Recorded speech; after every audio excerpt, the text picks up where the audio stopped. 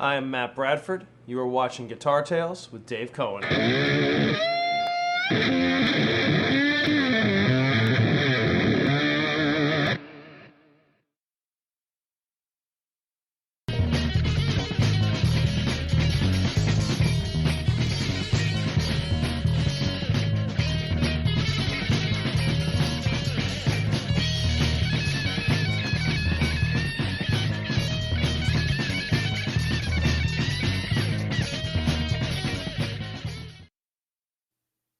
What a fun bumper. Thank you, Matt Bradford. He was a wonderful guest, and he's an absolute kick-ass guitar player. So we really appreciate that.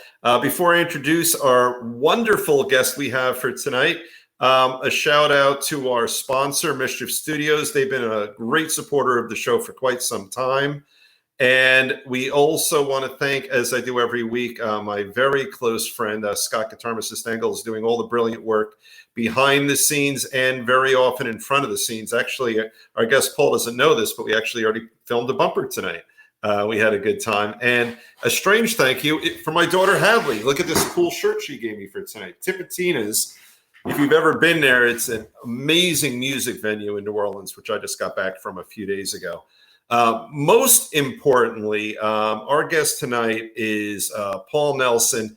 He is probably as high in the bona fides as we've ever had as a guest. Grammy Award nominated, tours with Johnny Winter, played with Eric Clapton, Buddy Guy, and countless others. We were chatting in our virtual green room before we started, and more important than any of that crap, he seems like a really nice guy. And as far as I'm concerned, that's the most important thing. Paul, thank you so much for joining us. I know you're right between gigs as we speak. Yes, actually, and thanks for having me. This is great. I love talking guitar. Oh, and you also clearly love playing it. Yes. It's kind of my life. It's my chosen profession. And you're just wonderful. You know, we one of the great things about doing what I do, I get to take a YouTube journey. And I was just watching all your great stuff when I cooked dinner tonight. I was listening to it. And just all sorts of varied clips of you playing. We put up a clip of you, the one we were talking about before, and it blew up our site just from one little gig you played. People just loved it. Thanks. You know, when Johnny passed, I signed with Sony, but there was no real solo video of myself and my band. Right. So it's slowly been building, which is a good thing because now I'm up to about 180 shows a year and people get to see myself play and, you know, doing my versions of songs that other people have done as well, you know, in the blues world or the rock world, as well as my originals and that kind of thing. So it made it to your dinner table. So that's good. It did. You know, it was so cool because I just pulled you up on YouTube and, you know, YouTube will go into automatic. It'll keep playing different clips. And I had it playing through a good system with a subwoofer and the guitar was blasting through. Yeah, what were you dining on that evening? Oh, I made it. I'm glad you asked. My daughter is with me today. Is my proof for my shirt. I made my own version of the Nobu miso cod. Oh, my God. Yeah. I'm honored. Yeah. And I did it at her request, and it came out pretty good. It's not as good as Nobu. Well, you know, when you tour, you get to try all these foods that the promoters supply and the restaurants, you know, they all graciously offer you to eat at their place and try this and that. Right. So it's that's a whole nother part of it. You see on all social media, people posting pictures of food or a drummer. Here's I ordered this or hot wings or hot sauce or this or whatever, ribs. So yeah, we just did a Midwest thing. I played at Buddy Guy's. He always sits in, as a matter of fact, which is very cool. Well, that's very cool. But his place, like BB King's, yeah, you know, it's their place is built by musicians for musicians. Absolutely. So that's one of the great components, as well as the sound and the stage and the people and all this. But yeah, things have been going good. I just got back. I did a whole Midwest tour for about 3 weeks, and like I said, I'm up to about 180 shows a year now. And as we discussed before this, you and I, things have been really picking up for all the musicians about after January. March was kind of the target for everybody's tours. Right. And so now I can bring the word back from the States, or the streets, as they say. Yeah. Everything has been on the uptick. People are supporting music. They're coming out. Shows are a little bit earlier. Doesn't matter what the age is, but in general, venues, theaters, except for festivals, are all starting at a little earlier. It's just because I think people have things to do, places to go afterwards, that kind of thing. Just for the music portion of a venue. What do you think that is? Because we were having such a good chat, and I was annoyed at myself. We should have just started recording, but we'll recreate the magic now. Mm-hmm. But if you were to compare life before COVID, and like you said, it was later. I am so ready for this. Go ahead. Yeah. So what do you think the difference is that people want to see the music earlier? Well, I want to say I know what it is, but I think I do, because I've been able to compare opinions of promoters and club owners and theater owners and festival promoters, and they didn't speak to each other. But I'd go to Delaware or Georgia or Florida or Kansas, and they all said same sentence. People have been conditioned or taught to stay home. Interesting. That's what it was, and they have to break that. They're just used to it, and it's they're used to getting food delivered to them. They're used to the Netflix. They're used to seeing the concerts online, that kind of thing. I mean, before all that stuff happened, it was support the music, support live music, music first, music this, music that, and then all of a sudden it's like, screw that, stay home. Yeah. And now it's like, oh, well, wait a minute. What do we do? So there has to be some kind of campaign or push to say, hey, look, I mean, there sort of is. People understand how much musicians struggled, and artists in general, and the aesthetics, right, as well as sports and all that. But they have to understand, and I think they are now, especially when they go to the shows, because the best sounding board for the support for artists is the artists themselves saying, thank you for coming out. Thank you for doing it. Absolutely. And nothing duplicates the energy of just being with people. No, exactly. Yeah. But what about when you're telling people to go be with people that you shouldn't be around? Yeah. And now they need to know it's safe to go back in the water. Yeah. And I wonder, I love this theory that you're sharing with us, because I think the safety and the warmth and the comfort and the security of home means something different now than it did 4 or 5 years ago. And I wonder if people, they want to go out, they want to be amongst others and enjoy each other, enjoy the live music, enjoy that feeling. Right. But then there's that longing, I would guess. There's that longing, all right, I did this, I need to get back to my cocoon, my safety. Right. Exactly. Yeah. And I'll tell you something weird. There was a time where artists like myself, these posts go up to say, here, the upcoming show, it's get your tickets now before it sells out. Now, during a time when you're supposed to be separate from people, it wasn't a good thing to say it will be sold out. No, that's bad marketing, because that makes it a scary sounding event. Exactly. So you couldn't even tout your popularity or what kind of atmosphere it's going to be. Oh, we're going to be, all your friends are going to be there. It's going to be packed. No, you couldn't use words like packed and sold out and full. Wow. So it took all the promotional end of it out. It's like, well, it's going to be half full, and you'll see a couple people. How do you? Right. You can't. So now it's back to that. But sold out was becoming a dirty word or a dangerous word. Yeah, or a dangerous sounding word. First, it was a dangerous word. Then it became a dangerous sounding word. But now, like I said, we've been out.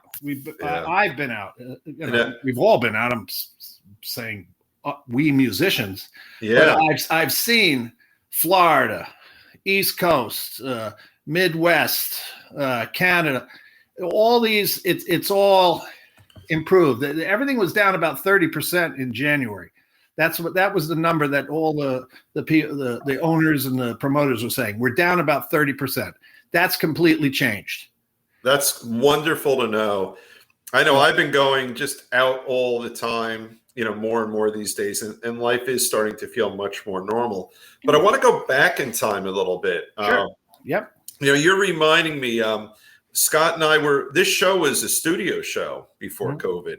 And we had, we were in a really nice studio, and then we wanted to keep the spirit of this alive. So we started doing our COVID shows, and then it's morphed into this. That's another thing that developed. Yeah. But here's my question for you.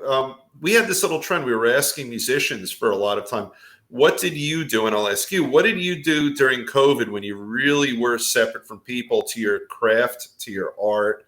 And how did you feel musically and artistically during that time? Well, the smart ones practiced. Right. They went straight to YouTube. They studied. If they knew a little bit of engineering, they studied more to become their own engineer. If they knew a little bit about producing, they became producers.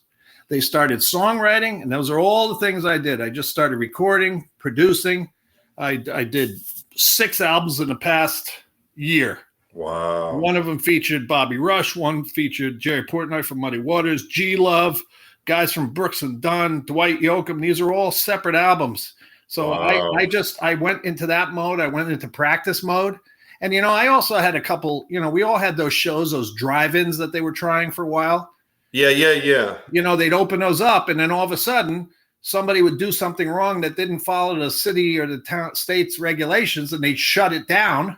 Right. Because some knucklehead stood up with a beer outside of his square, after they said it was okay. We dealt with a lot of that. But, producing, songwriting, arranging, recording, practicing, and writing for others as well as myself. That those that could did, and those that couldn't didn't. They're no longer continuing on. So unfortunately, we lost a lot of clubs, but a lot of new clubs are opening. We lost a lot of musicians that couldn't handle, the real musicians kind of stuck with it. Yeah. It's such a weird thing out of millions of people dying and just how horrible it was. I think it's millions. It's a huge number, and it's so astronomical. It desensitized the whole planet to this number, and it's just like, God, how do you feel for one person when you're talking millions? Yeah, it's crazy. And then the strange thing is when you have so many people, maybe yourself included, grew because you knew where to direct your energies. If I'm one of the fortunate ones who didn't, get hurt, so to speak. Yep. And I did all sorts of things, from a creative point of view during that time and from a professional point of view. And I felt guilty on some level because a lot of people found a way to artistically and creatively flourish in those surreal, strange times. Well, I didn't go the route of some of those musicians that became hosts, and they tried to think out of the box, and all of a sudden you're seeing these pairing up of musicians they'd never hang out with each other to buy a hamburger, and all of a sudden they're connected in some way because of this, and you knew the minute things got better, goodbye. Yeah, oh God. Yeah, that kind of thing. But then some good ones, some funny characters did come out of it. But yes, it was rough. But it really was. Yeah. So. And here we are today. Yeah, so, which is really, really cool because, like I said, all of a sudden I'm just using myself as an example. The shows just started going through the roof because the venues now they're coming out of that dark time, and they need to put asses in seats. Right, they do, and they need someone to attract those asses. Right, and it's either national acts that have a name and have a reputation, or some other kind of thinking out of the box event or whatever. And they're all scurrying. Some places are open 6 nights a week, 5 nights a week, just the weekends, the Sunday things and festivals. And So fortunately and unfortunately, the musicians are the guinea pigs of this reinventing the wheel. But there is one good thing that's come out of this that I've noticed. Let me hear. And here it goes. Yeah. All right. Musicians and owners and promoters have never worked together more closely than they are right now. Interesting. And why? What do you think that is? Because they're desperate to get those asses in the seats. So Right. they're more aware of how important social media is. They're more aware of how they have to promote and put up a promotion for their shows just as much as the artists. Before the clubs used to go, oh, well, the artist didn't promote, and the artist didn't do this, and the artist didn't do that. And now it's like, well, the club didn't do this, the venue didn't post this. So now you're seeing incredible artwork and creativity and use of the right photos and the high res this and the right font and all these cool graphic designers to make things more appealing to people. So there's a continental shift. Wow. Of all the people in the business and the musicians working together. It's no longer, you didn't do this, you didn't do that. It's like, how can we do more? Here's our links. Here's where the tickets are. Here's what this, and they're on it with every band. And that's what's changed the most. It is so strange, all the good that came out of something that was so horrible. Oh, yeah. Yeah. I mean, you try to find it and you don't want to rehab. It's like, I mean, it just stopped recently in the eyes of the world. And, but it was the most, it was like, I just remember it was like the movie Zombieland. It was insane. It really was. And I think we were all so happy to get back to our real lives. I think here we are just literally a few years afterwards. And we sort of forget, like this conversation I'm having with you. I don't know when the last time I had a conversation with someone about what those years were like. No. And the thing is, there was no parade. There was no celebration. Oh, it's done. It's this. It's just like, okay. Yeah, let's sort of start again. So that's okay. So that's the reason why we're discussing this is because that's what's happening now.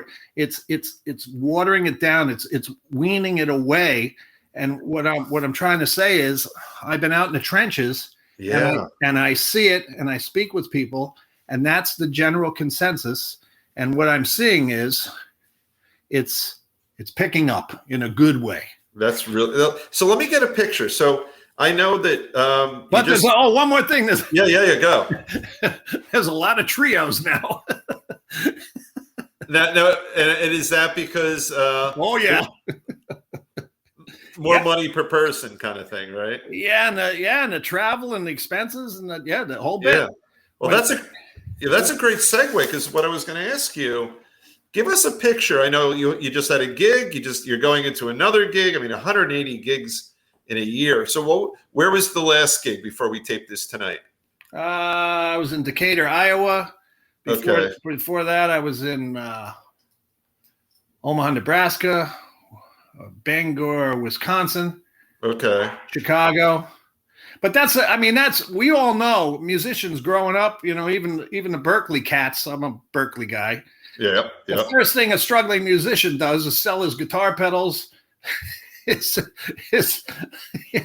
Starts hawking the guitars, and then they turn into a trio. Oh, that is hysterical. That's very funny.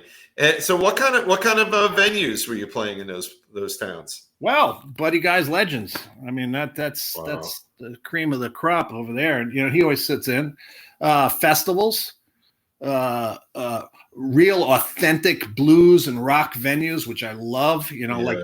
Like Steve Ray Vaughan, the El Macambo kind of venues, those real historic ones where so-and-so sat here and so-and-so played here and that kind of thing. So I remember I think it was 2011, I had just gotten divorced, and all I wanted was to sit in BB King's in Memphis, have a beer, and listen to the house band, and I did it.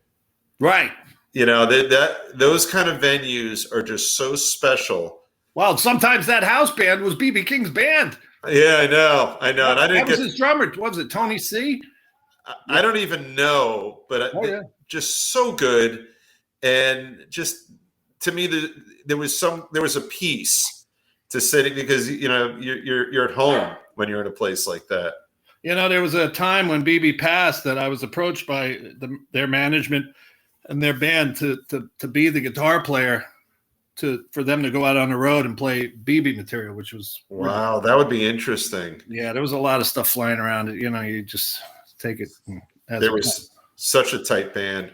So you just played those venues. Now, where are you right now? Are you home? Or are you on the road right now? Right now, I'm on the East Coast in Connecticut, and then I head up to Worcester, Massachusetts, a place called Off the Rails, a big, it could be 1,000-seater, and then the Music Room Cape Cod. Then I head up to Rockland, Maine, and then the island of Nantucket for two outdoor shows there, and then down to DC,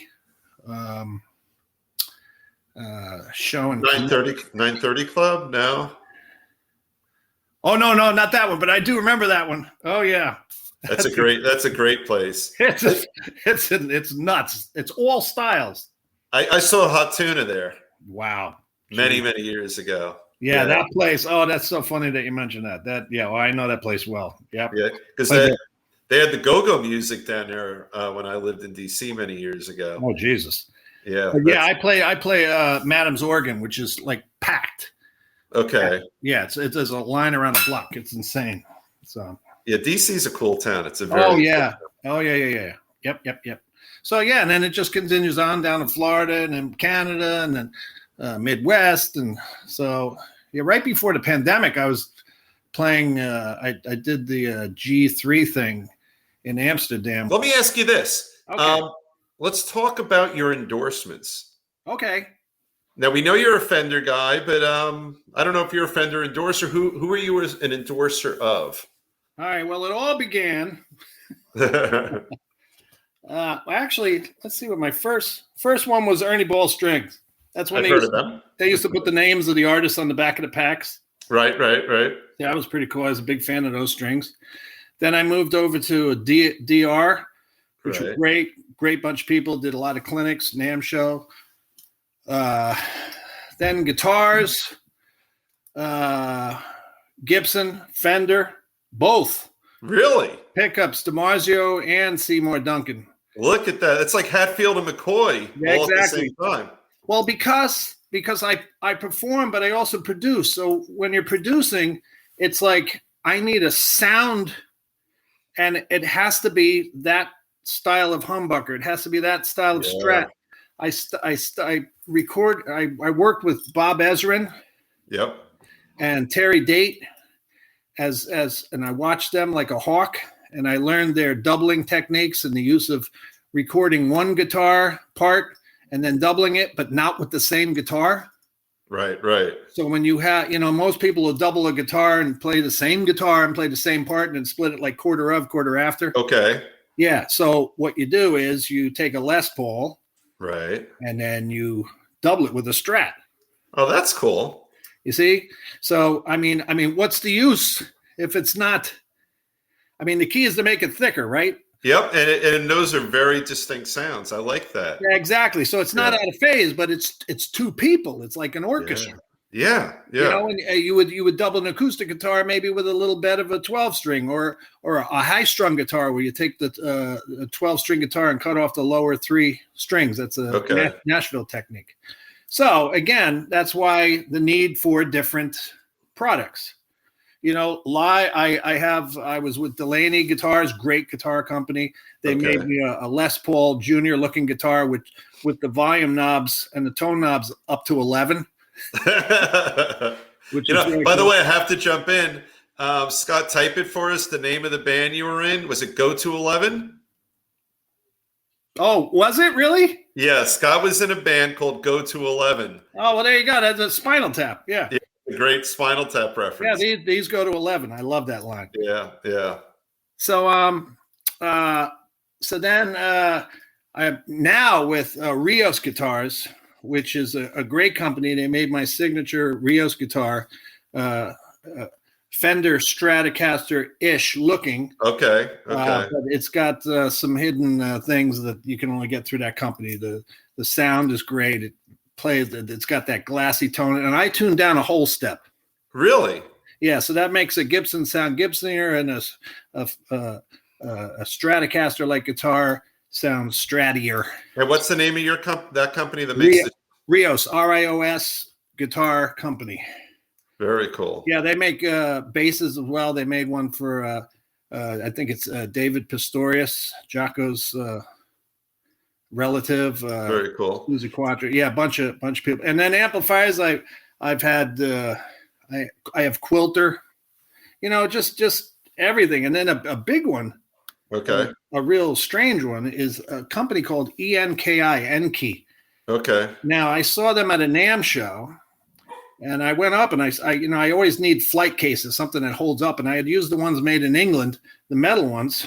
Right. I mean, they're great and all, but I got to replace them a lot. So I really need something that was more durable for a long period of time and was lightweight and was easy to bring around. I got a bunch of guitars. So this company actually started off as a crossbow company, and they realized they could put guitars in this case upright. And they can fit 2 guitars or 2 basses. So it's Enki is the case company. And I think they won the most innovative product at that year's NAMMs. It was maybe 3 or 4 years ago before the pandemic or whatever. That's pretty cool. And let me ask you this. We were talking on the show tonight, and Scott and I were remarking outside of your presence about that amazing video. Is that one of your Rios guitars? No, that's right before I got that. Right before I got that deal. Oh, okay. But you'll see me using it a lot now. It's got a roasted maple neck, so it's a little darker. Right. Still got the rosewood fretboard, but all the tone controls and everything are black with a white pickguard, and it's got Area 51 pickups in it. Very cool. It's cool. Yeah, I like using a double stacked or a thicker pickup in the bridge position. Okay. I really lean heavy on that. I rarely switch to the other pickups. They kind of just cover the holes. Okay, gotcha. Yeah. Now, what about the Strat that you play in that video? Scott's commenting that it looked kind of tricked out. It's got a Seymour Duncan in it. A little beefy. It's got rails in it, but again, I don't use them. So tricked out. The only thing that has, it's got a metal nut. So okay. It's the Jeff Beck model. Okay. So it has a little more sustain to it. And if you notice, all the Beck's guitars towards the later years, they all had the metal nut, which I'm probably going to put in this one because it does add more sustain. It does. Do you get any tinniness or any? No, I take that. I use so now the pedal board. Okay.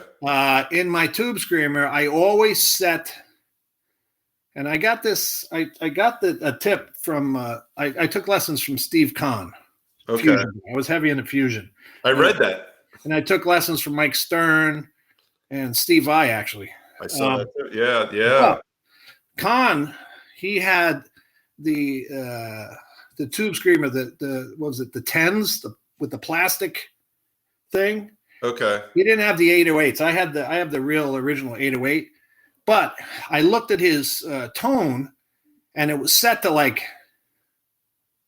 no high end, totally to the left, real dark, and I liked that. It was kind of like a presence knob or whatever.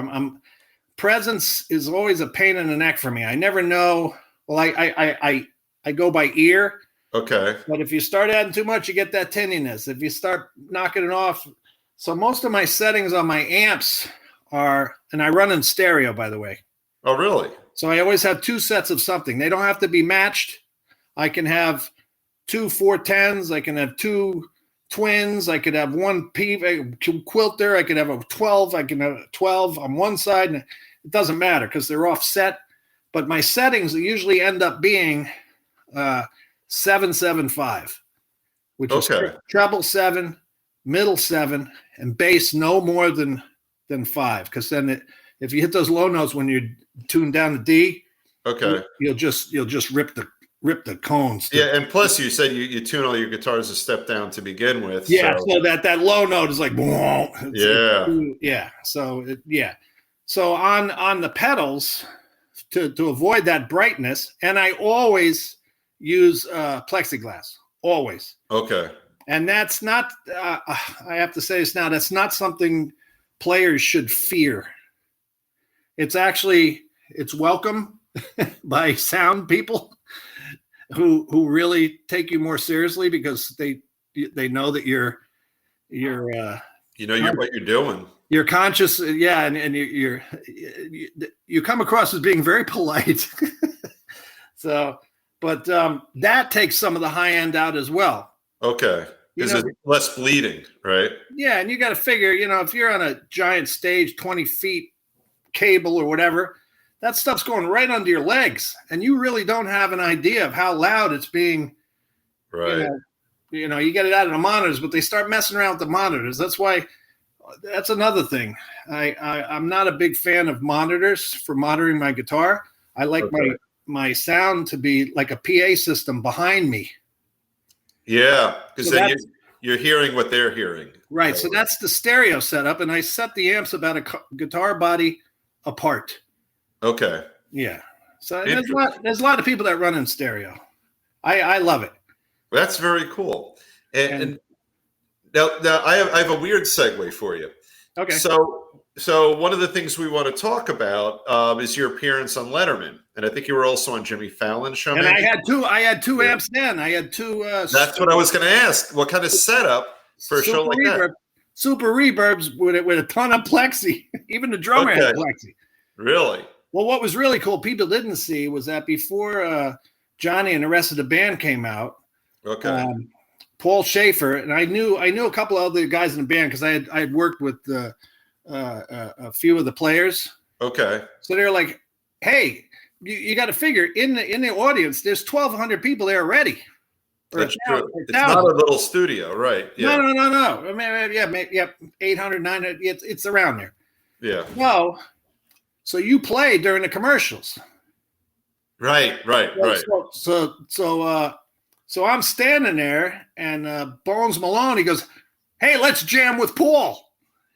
So we start playing, and you'll see Letterman, if you see that clip, he'll say, "Now, Paul, that was the blues, Paul Schaefer. Now that's playing the blues." Before Johnny came up, we were jamming like crazy. It was really cool.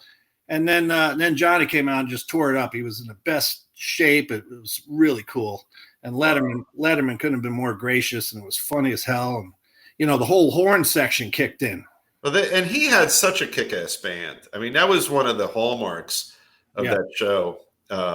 Everyone loved that band. Oh, well, yeah, Will Lee and Sid and Anton and and the horn section, Al Chez, Bones Malone. I mean, Bones Malone was from the Blues Brothers. Wow. So going all the way back to that. And I think Al Chez was Robert Cray, maybe. Okay. Yep. That's amazing stuff. But I knew all those guys from doing a lot of work with bands that they were in, as well as Conan O'Brien guys like La Bamba and Pender. Yeah. But that was a big moment. That was something else. What were your feelings during that? I mean, it's funny. The stage in person isn't that big, but otherwise it's as big. It is, and it is cold. Everybody always said how cold it was, and it is the Ed Sullivan Theater, and it's like, holy crap. Right. I wasn't part of that Beatles generation. Everybody watching stuff in black and white or whatever, but I knew the history in there, and I was like, it's iconic. This is pretty big. So I did ask permission. Can I sit behind the desk? Oh, wow. And I said, there's a picture of me sitting behind Letterman's desk and holding the notes of the show. Wow. Throwing the pencil through the window kind of thing. Right. Now, did you get pre-interviewed for that, or how did that go? Nope. You just show up, you rehearse a little bit, and it's taped, but it's live. In other words, live on tape. They don't. You make a mistake, it's on. Right. And they told us that a band the night before came on, and the bass player did a split and ripped his pants, and they kept it. So that's great. I was like, wow, thanks for letting me know that. I really feel confident now. Yeah, and I think I read, did you do Jimmy Fallon or did you another late night show? Kimmel. Jimmy Kimmel. Yeah, the other Johnny Jimmy. and I were in the Persuaders, that band that with the father and the son, his band, and Right. the guest that night. It was South by Southwest. We were doing for the documentary Down and Dirty.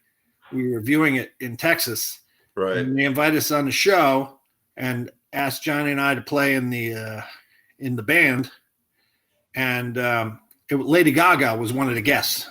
Wow. Right. And at the end of the show, you could see Lady Gaga just looking over at the bandstand.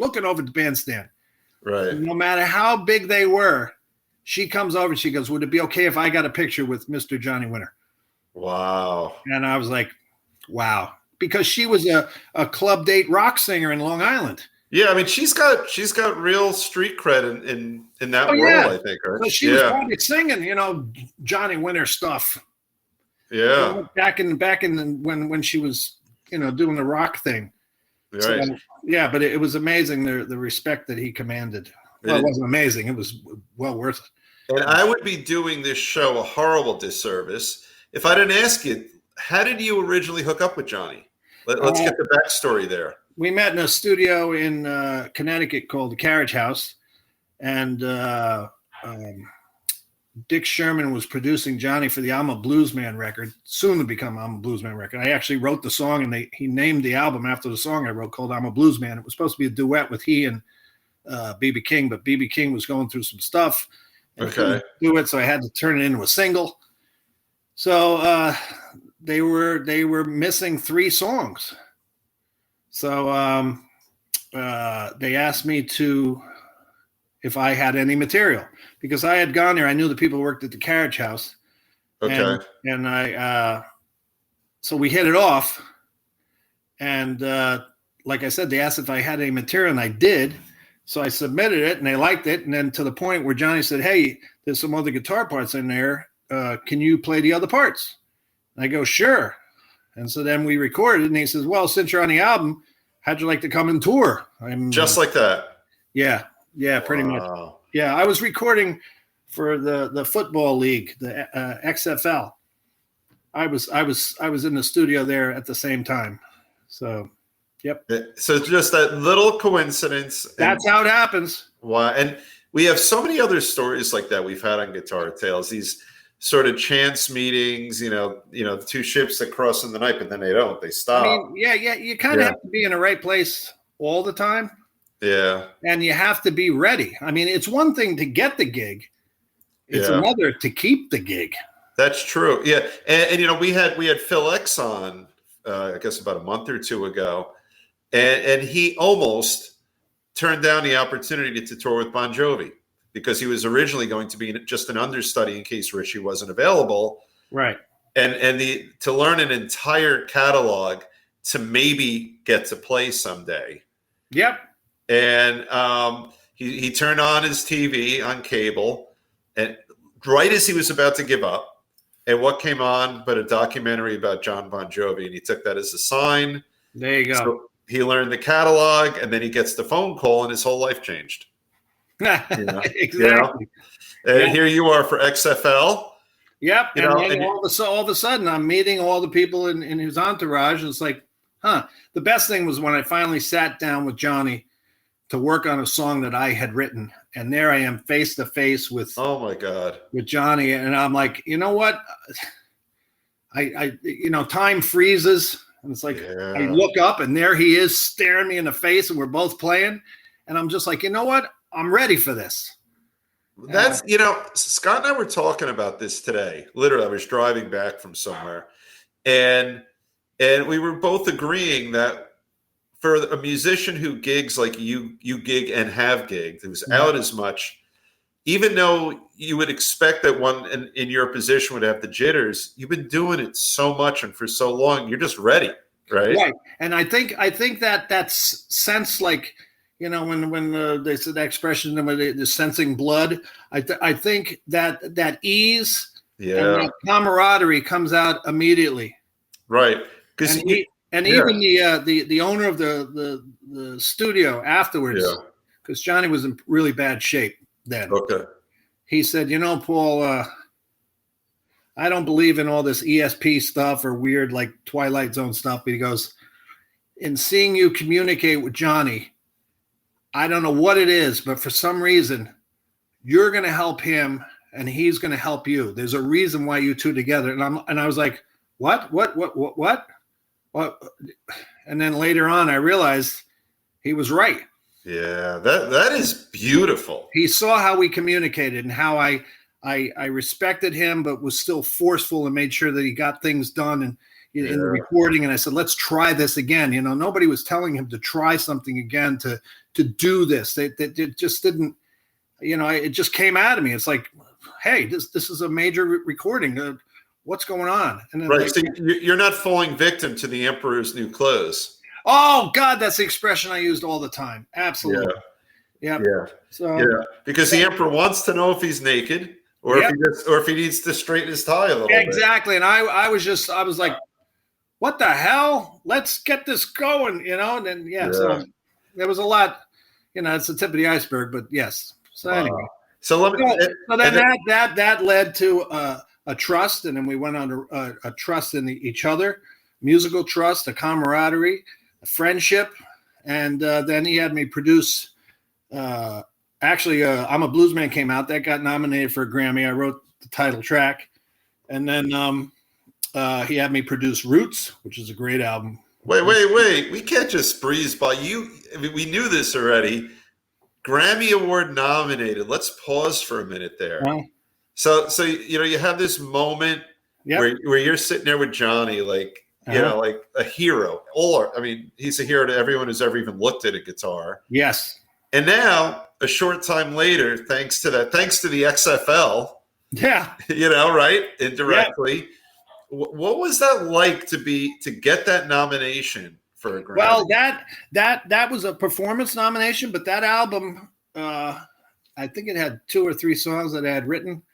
I remember I forget, it was on the Thruway or something like that. And we got the call and it was like, guess what? It got nominated. Didn't win, but it got nominated. I was like, wow, that's good enough. That's more than enough. And then he asked me later on to produce Roots, which was the show that we went on Letterman for. Right. And that album. And that had Warren Haynes and Sonny Landreth. And I got Johnny that record deal. And then Step Back. That was the biggie. That's the one that got he and I the actual Grammy, the win. Wow. And then after Johnny passed, I worked with Joe Louis Walker, and I got another Grammy nomination for producing and performing on Joe Louis Walker's album. You're still going strong, but let's pause for a minute. What a career. I mean, just that. It's like holy crap. But you just kind of do it, and the stuff stacks up, and then you do an interview, and then you're reminded of the stuff, and it's like, Jesus, really? Wow. Is it me? Are we really talking about me? Right? Yeah. Yeah. It's like, well, I gotta head to Kansas City, but great. Yeah, I mean, you've got 2 nominations and you've won a Grammy. And a KBA, a Blues Music Award, all the. Oh, I studied you. We've got your Wikipedia is 5 pages long in small font over here. I mean, I know. We knew of these accomplishments even before you were kind enough to come on our show. Yeah. But that's just so amazing. It's it just, and it wasn't a long period of time. People think I was with Johnny and I was at Woodstock. No. I joined Johnny in like 2001. Okay. So it's like Johnny was 20 years younger than Muddy Waters when he played with Muddy. He was like a little kid. So I was kind of like a little kid going in there. You're kind of like Muddy's grandson. Yeah, right. I'm only being a little silly with that. Yeah. Well, yeah, they say that I helped Johnny the way that Johnny helped Muddy, and that's a huge.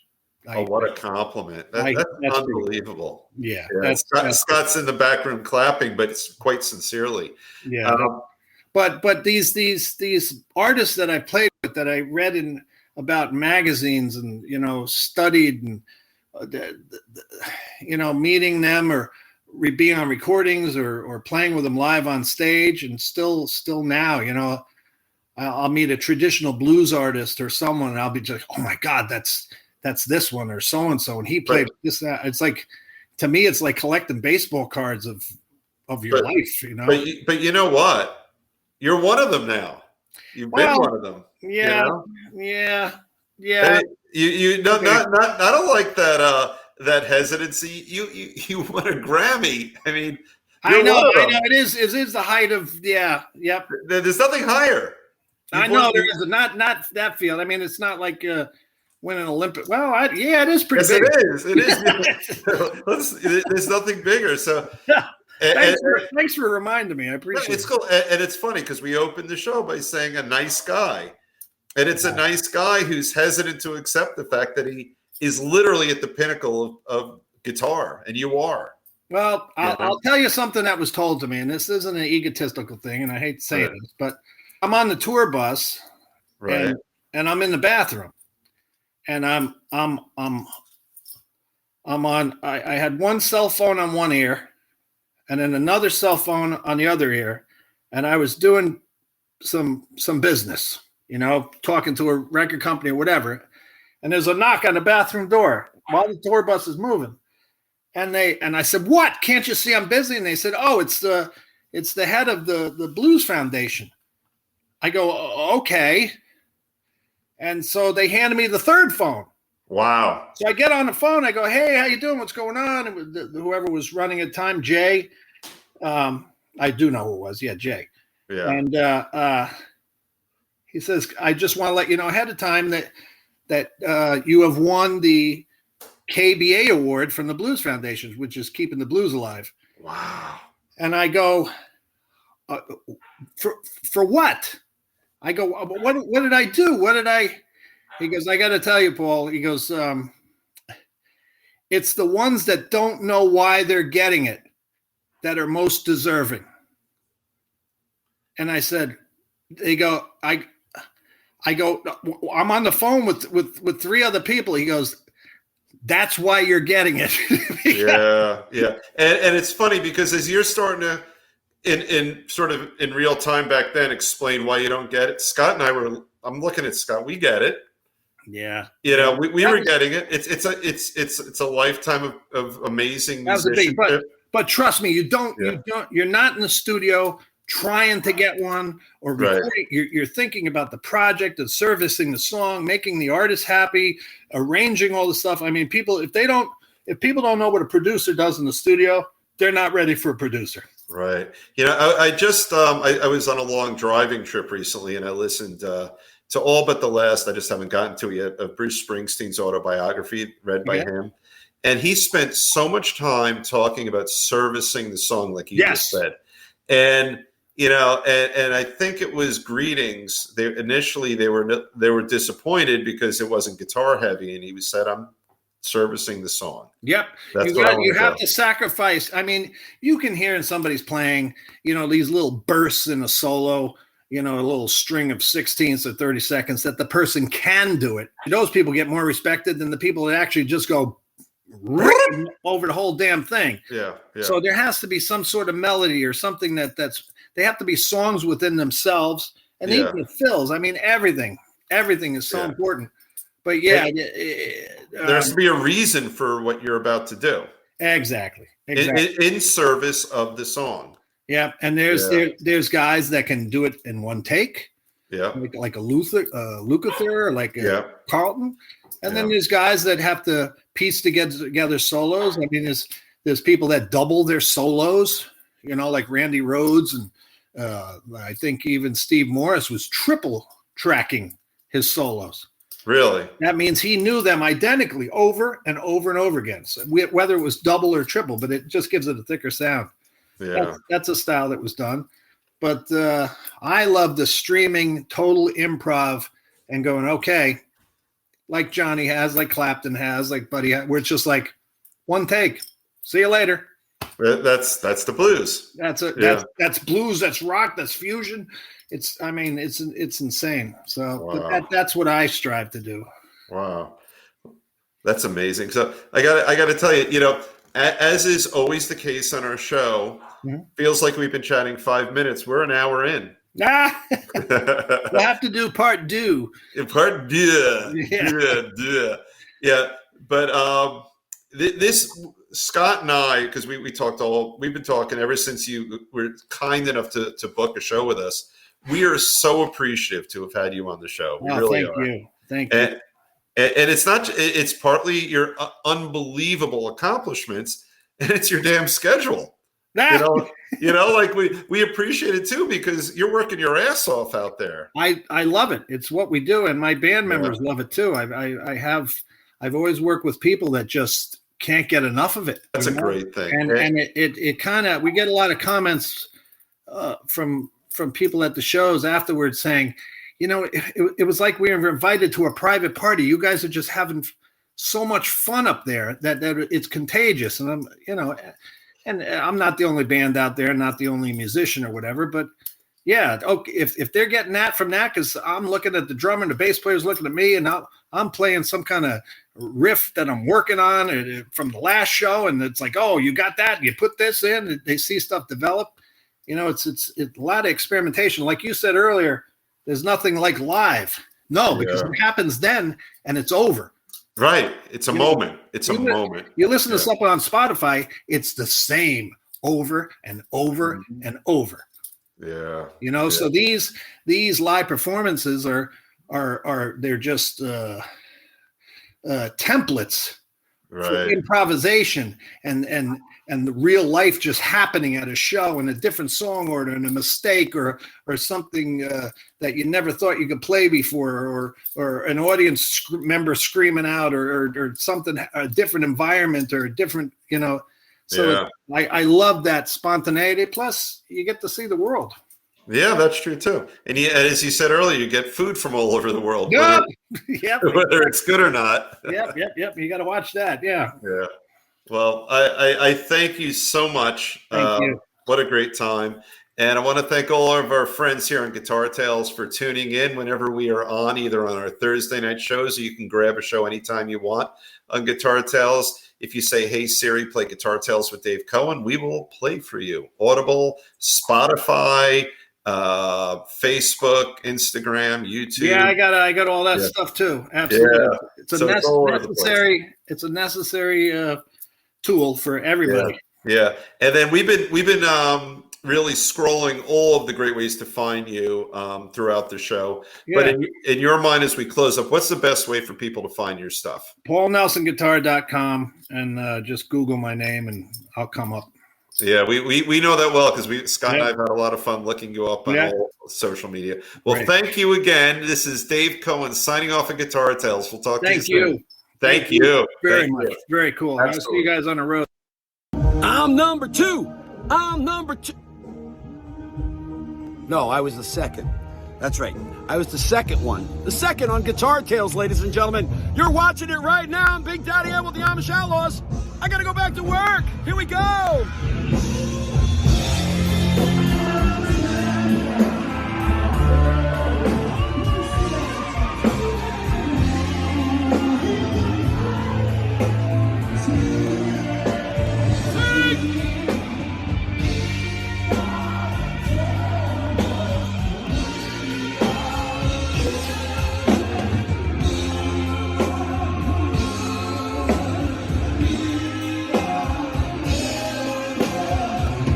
Guitar Tales, watch it!